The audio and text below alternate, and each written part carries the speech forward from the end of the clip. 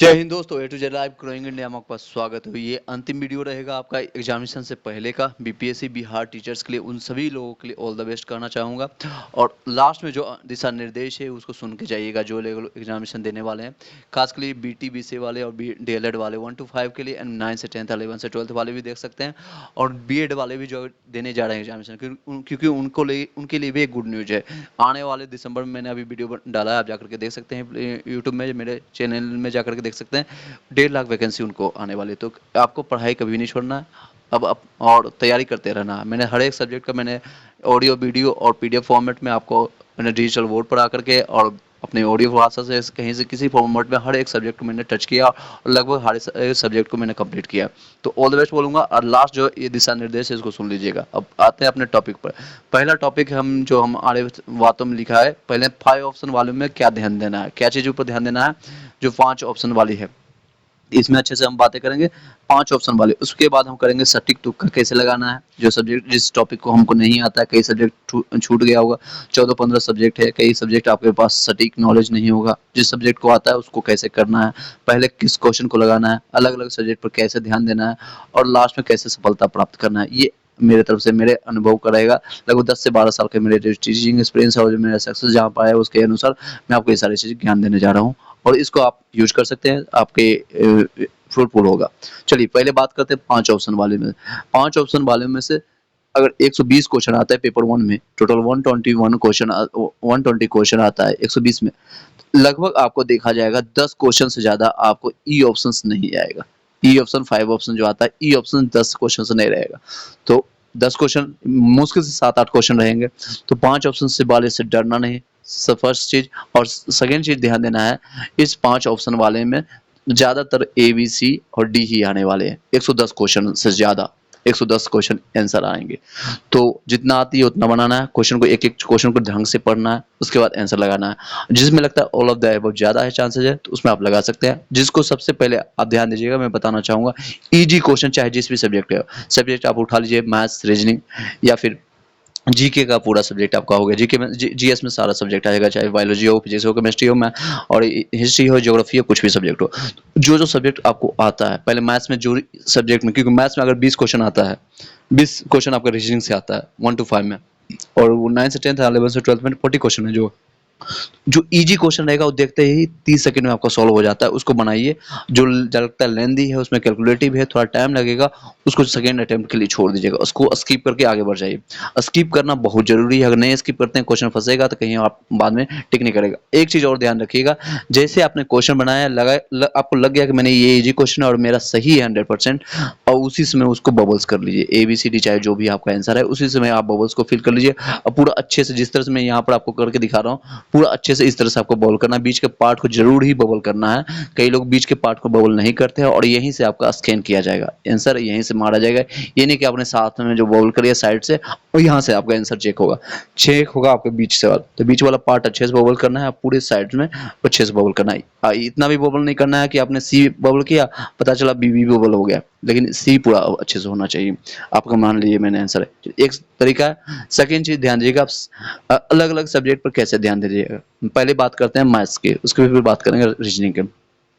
Maths में अगर मान लीजिए आपने मैथ्स का 20 क्वेश्चन है, 10 क्वेश्चन आप फर्स्ट अटेम्प्ट में 10 क्वेश्चन आपने बना लिया, 10 रिमेनिंग है सेकंड अटेम्प्ट के लिए बचा के रखिएगा। जब सेकंड अटेम्प्ट में आया, आपने 2-4 क्वेश्चन या 5 क्वेश्चन आपने सही बना लिया। रिमेनिंग 5 क्वेश्चन में क्या करना है, देखना है उस 15 क्वेश्चन में से आपको 0 1, क्योंकि ज्यादातर आंसर अगर बड़े बड़े आंसर है, उठपटांग सा आंसर आ रहा है, या क्वेश्चन समझ नहीं आ रहा है कुछ भी, तो रिमेनिंग 5 क्वेश्चन या रिमेनिंग जितना भी क्वेश्चन बचता है, 10 क्वेश्चन 20 क्वेश्चन, उसका आप कोई एक ऑप्शन देख लीजिएगा। इसमें नॉन ऑफ दिस बहुत कम चांसेस होती है, बहुत कम चांस।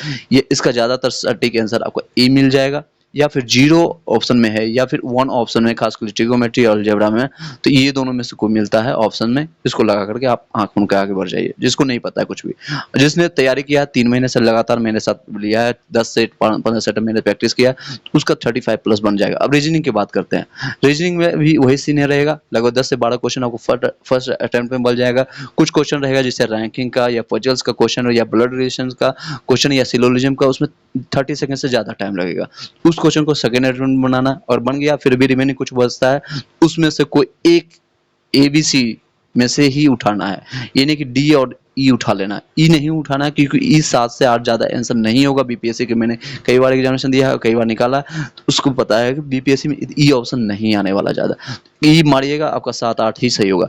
अगर इसमें आप मार के चलते हैं ए बी सी में ही, तो कम से कम चांसेस रहेगा। टोटल 120 क्वेश्चन में ए जिसको कुछ भी नहीं पता है वो ए मार के भी आता है, ए बबल करके आता है, उसको फिल करके आता है, तो भी आपका कम से कम 30 नंबर आपका यहाँ से बन जाएगा। 30 नंबर कम से कम आपका बन जाएगा। अब इतना दिन से पढ़ रहा है, कई चीज़ें आपको समझ आ रही है, तो कम से कम आपने 20-25 नंबर आप एक्स्ट्रा अपने मन से इजी क्वेश्चन जो लगा कर आए हैं रिमेनिंग, तो भी आप ले आओगे तो 50 प्लस आ जाता है। खासकर फीमेल कैंडिडेट के लिए और SC ST कैटेगरी जिनके पास रिजर्वेशन है, बिहार के रहने वाले हैं, उनको रिजर्वेशन मिल रहा है, तो उन लोगों का सिलेक्शन 50 में हो जाएगी, 40 में भी हो जाएगी। और कटअप तो और भी डाउन होने वाली है। 9 से 10th 11 से 12th वालों के लिए तो 20 में, 22 में, 25 में, 30 में आपका सिलेक्शन हो जाएगा। नेक्स्ट बातें करते हैं अब जीके जीएस में। अब इसी सब्जेक्ट में अलग सब्जेक्ट की बात करेंगे। ये सारे आपको बताना है सटीक तुक्का कैसे लगाने के लिए। अब बात करते हैं अलग सब्जेक्ट, जैसे बायोलॉजी हो गया। कई लोगों को बायोलॉजी अच्छा होगा, साइंस का पोर्शन अच्छा होगा, फिजिक्स केमिस्ट्री अच्छा होगा, या फिर कई लोग को होता है रीजनिंग में जीके आपका अच्छा होता है, कई लोग को हिस्ट्री अच्छा होगा, किसी ने ज़्यादा मेहनत किया होगा पॉलिटी में, ये ज्योग्राफी। तो 7-8 सब्जेक्ट होता है, ईवीएस भी इसमें इंक्लूडेड है। तो ये करंट अफेयर्स भी है, बिहार जीके भी है, तो 8 सब्जेक्ट पूरा आ जाता है इसमें टोटल। 8 सब्जेक्ट में जो भी आपको सब्जेक्ट आता है इसमें टाइम कम लगेगा, क्वेश्चन आते हैं जो बनते देखते लगता है बन जाएगा, उसको साथ साथ बबल करते चल जाएंगे। लगभग 80 क्वेश्चन आपको 1 to 5 में यहाँ पर देखने को मिलेगा, और डिफरेंट आपको 9 से 10 11 से 12 को डिफरेंट मिलेगा। तो उसको क्या करना है, तुरंत देखना, बबल करते रहना। ये मत करना है कि लास्ट के 5 मिनट में हम बबल करेंगे, उसको फॉर्म को भरेंगे, ये कभी मत कीजिएगा, क्योंकि ऐसे 10 से 15% लोग मिलते हैं जो लास्ट के चक्कर में बैठे रहते हैं और लास्ट में कॉपी छीना जाता है। कॉपी आपके सामने जो है आपका चेक करने वाला एग्जामिनर रहेगा, वो आपस से छीन लेंगे, या फिर जल्दीबाजी के चक्कर में आप खुद गलती कर दोगे। इसलिए आप क्वेश्चन जो बनाओगे बनाते चल जाओगे। उसमें अगर आपने 80 क्वेश्चन में आपने 2-3 महीना तैयारी किया है, तो उन लोगों के लिए बता रहा हूँ, दो तरह के लोग हैं, एक तैयारी करने वाले, एक नहीं तैयारी करने वाले, दोनों को बताऊंगा। पहले तैयारी करने वाले को बताना, और जो तैयारी किया है 3-4 महीने से मेरे से कनेक्टेड है, या फिर कहीं आपने कोचिंग ऑनलाइन ऑफलाइन किया है, आपने SCRT या फिर कहीं लूसेंट या कुछ भी बुक्स है, SVD बुक खत्म करके रखे हैं, तो 80 क्वेश्चन में कम से कम आपका 40 क्वेश्चन यहाँ से सही हो जाएगा। 40 क्वेश्चन इजिली आप बना लोगे। वो अलग बात है, आपने बना के आया 5-10 गलत हो गया तो कोई दिक्कत नहीं, आपने 30-35 लाया। बाकी की रिमेनिंग कभी भी अपने अनुसार नहीं लगाना है, ये ध्यान में देना है। अपने अनुसार नहीं अंदाजा लगाना है कि ये भी होगा, बी होगा, सी होगा। जैसे कि भारतीय राष्ट्रीय कांग्रेस का अधिवेशन का सेकेंड अधिवेशन में कौन अध्यक्ष थे, तो दादा भाई नौरोजी, हमको पता है, लगा के आगे बढ़ जाएंगे। जिनको नहीं पता, किसी को नहीं, उस टॉपिक को नहीं टच किया भारतीय राष्ट्रीय आंदोलन को, दादा भाई नौरोजी थे। और प्रथम पारसी अधिवेशन था, उन्होंने कांग्रेस का नाम दिया। ये सारी चीज नहीं पता है उनको, तो क्या करना है, उनको ABC ये 3 ही ऑप्शंस में, D तक नहीं जाना है। ABC में से कोई एक उठा लेना, और आपको अंदाजा हो गया होगा 40 में से मैंने किस एक बार सरसरी निगाहों से देख लेना है 30 सेकंड में, मैं 20 सेकंड में, कि मैंने कौन से ऑप्शंस को ज़्यादा टिक किया है। तो पता चलेगा मैंने A को ज़्यादा टिक किया, B और C कम है, तो कोई एक इसमें से उठाकर जो सबसे कम आपने टिक किया है उस C को उठाइएगा। बाकी के रिमेनिंग में C बिना देखे सभी में लगा देना। इस तरह से करने से ये फायदा होगा कि C आप लगाकर रिमेनिंग 40 क्वेश्चन में आपने करके आया, तो 40 में C में कम से कम प्रोबेबिलिटी आपकी चांसेस है, क्योंकि 1/3 का प्रोबेबिलिटी यहाँ पर बन जाएगा, क्योंकि E वाले ऑप्शंस खत्म रहेंगे, D वाले कम ही चांस है आपका होने वाला। तो कम से कम प्रोबेबिलिटी आपका 30 क्वेश्चन में है, तो 1/4 का प्रोबेबिलिटी, या फिर उससे ज़्यादा 1/3 का प्रोबेबिलिटी। 10 क्वेश्चन है, 8 से 10 क्वेश्चन आपका सही हो जाएगा। आपने 35 के आसपास, 40 के आसपास इधर किया, 10 इधर, 50 हो गया। और रिमेनिंग मैथ्स में आपने 20 क्वेश्चन किया, 50-20 70 के आसपास लाया। जो पढ़ने वाले हैं वो 70-80 आराम से लेकर आ जाएंगे। कट और निगेटिव है नहीं, इसमें निगेटिव हटा दिया गया है, तो डरना है नहीं। तो सारे सब्जेक्ट, सारे क्वेश्चन को लगाना है, सारे क्वेश्चन को टिक करके आना है, चाहे कुछ भी हो। सीटेट जैसे आपने दिया है, सीटेट पेपर उसी तरह से इसी को बबल करके आना है, सीटेट में से लगाते हैं। अब आते हैं, बातें करते हैं कैसे सफलता ले। अब उन लोगों के लिए बात करते हैं जो कि उन्होंने तैयारी कुछ भी नहीं किया, खास कर रिजर्वेशन में है, SC ST कोटा में है, फीमेल कैंडिडेट में है, 9 से 10th वाले, 11 से 12th वाले हैं, जिनको लगता है कुछ भी तैयारी नहीं किया, उनके लिए खास कर हिंदी इंग्लिश कई लोग नहीं पढ़ रहे पेपर 1 के लिए, तो उनके लिए सटीक ऑप्शन बता रहा हूँ। ABCDE में आप पहले देखिए कि आधे घंटे ऐसे कोशिश कीजिएगा, 2 घंटे का पेपर है, 1 घंटे खुद से पढ़िए और जो आता है लगाने की कोशिश कीजिए 1 घंटा में। और आपने 120 में से 60 क्वेश्चन खुद से लगाया है, तो मोस्ट प्रोबेबली अगर आपने थोड़ा बहुत भी पढ़ाई किया तो कम से कम आपका 30-40 क्वेश्चन आ जाएगा। 60 लगाया है तो 20-30 में आ जाएगा, 20 नंबर भी आप उधर से ले आते हैं। और बाकी का रिमेनिंग 60 क्वेश्चन में कोई ए या बी सी में से तीनों में से कोई उठाना है और उसको बबल करके आ जाना है, सिर्फ उसको बबल करके आ जाएगा। 60 में से कम आपका 20 क्वेश्चन वहां से सही हो जाएगा और इधर 20 लाए 40 में भी आपका सिलेक्शन हो जाएगा। SC ST कैटेगरी में फीमेल कैंडिडेट में 9 से 10 11 से 12 वालों के लिए मैं बता रहा हूँ, उनका सिलेक्शन पक्का हो जाएगा। अब बातें करते हैं, अब रिमेनिंग बातें करते हैं किसका, तो उन लोगों के लिए जो कि तैयारी कर चुके हैं और लगातार मेहनत कर रहे हैं, हर चीज़ पता है, लेकिन ज़्यादा गलतियां वही करेंगे, वो आपको नहीं करना है।